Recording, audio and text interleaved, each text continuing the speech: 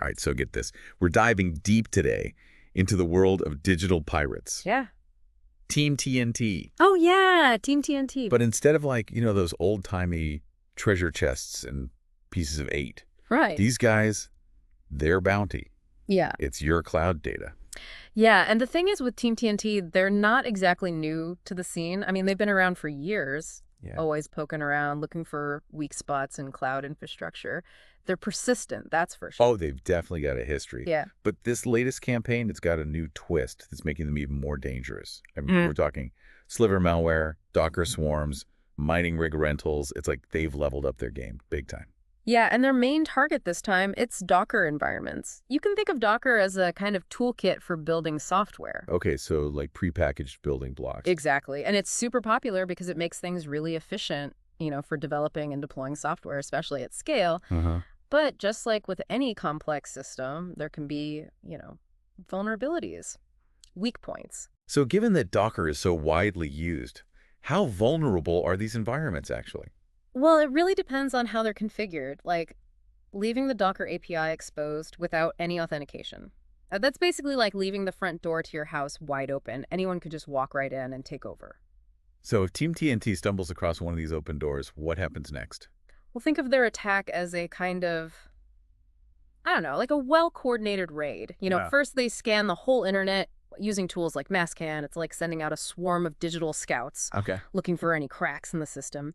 And then once they find a vulnerable Docker daemon, bam, they inject their malicious code. Ooh, their own little Trojan horse. Exactly. So they're not just, like breaking in, they're planting something harmful too.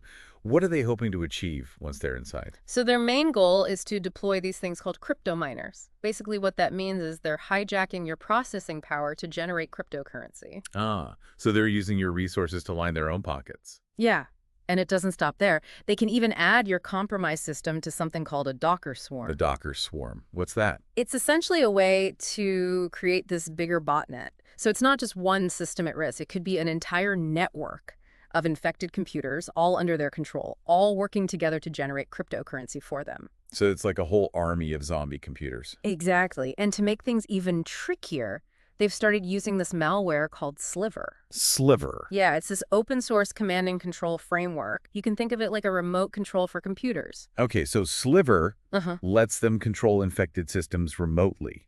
What's so worrying about that, and what makes this different from their previous methods? Well, the fact that Sliver is open source makes it much easier to get hold of and harder to track. So it gives them an advantage. Big time. And they're also using this thing called anon-ons. It's basically a way to cover their tracks, adding this extra layer of secrecy. So they're not just getting better at attacking, they're getting better at hiding their activities too. Yeah, it's becoming increasingly difficult to catch them.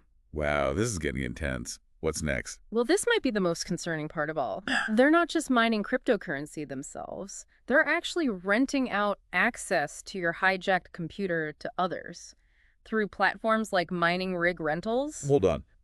They're making money from the initial attack and then making even more by renting out the compromised system. So they're double dipping. You got it. It's a pretty ingenious, even if it is totally unethical, business model.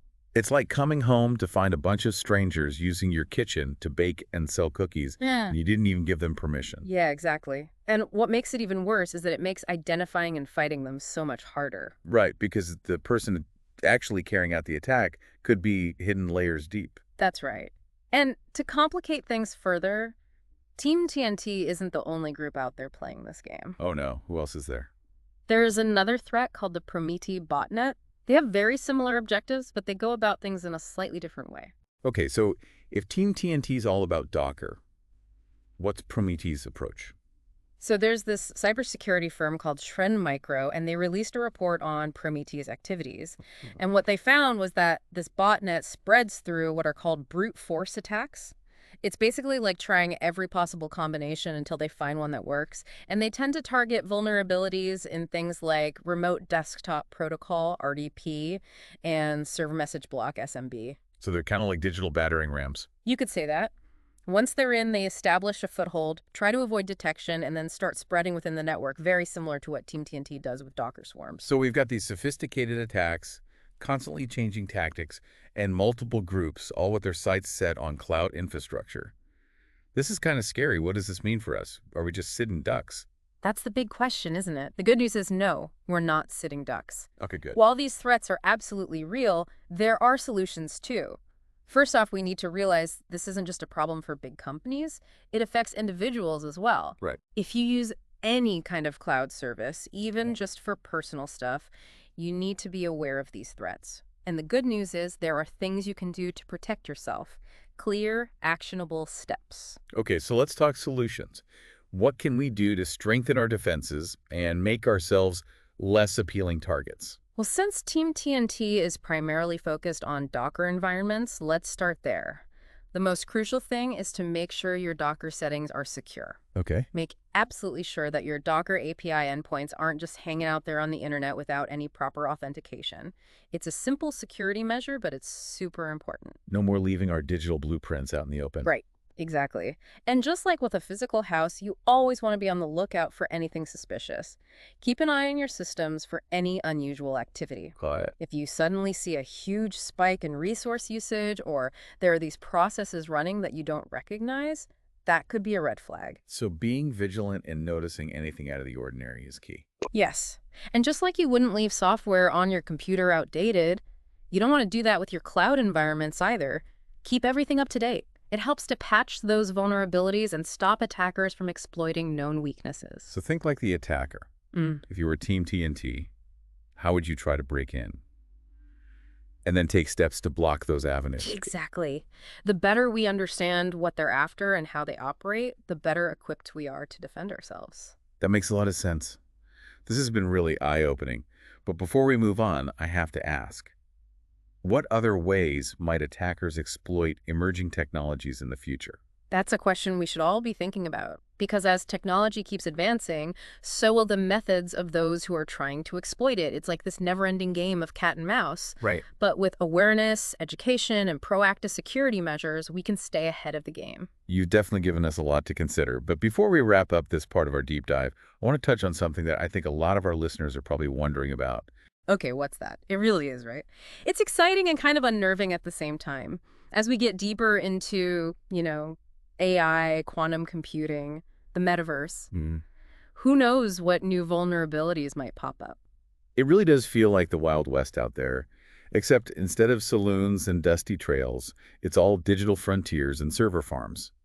What can our listeners actually do to protect themselves in this new digital world? Feels a little overwhelming, to be honest. I get that. I mean, the sheer volume of threats out there can be pretty daunting, but you don't have to be a cybersecurity guru to protect yourself. Start with the basics, strong passwords, multi-factor authentication, and just keeping your software up to date. Those are like the cornerstones of good security. So those are like the digital equivalents of locking your doors and windows. Right.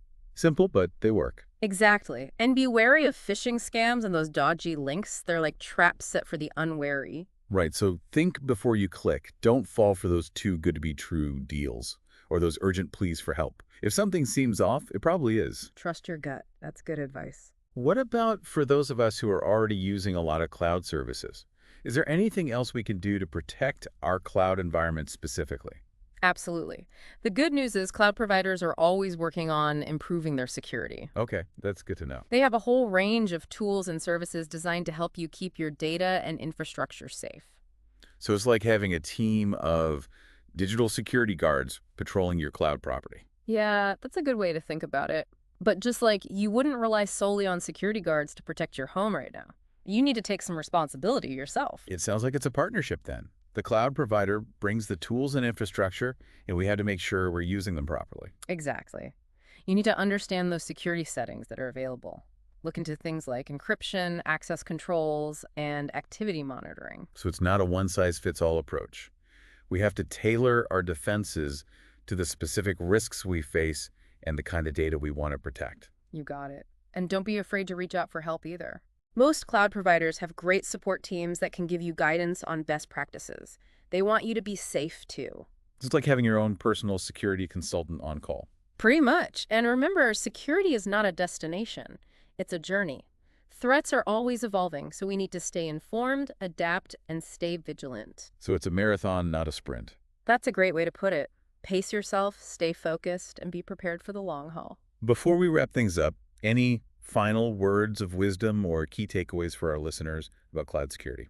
I think the main thing to remember is that the cloud is incredibly powerful, both for individuals and businesses, but it's not without its risks. Mm. Don't let fear stop you from using it, but you don't want to be naive about the dangers either. So it's about finding that balance Yeah. there.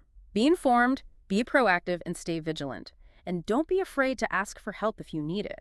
There are resources out there to help you navigate the digital world safely. That's really reassuring to hear.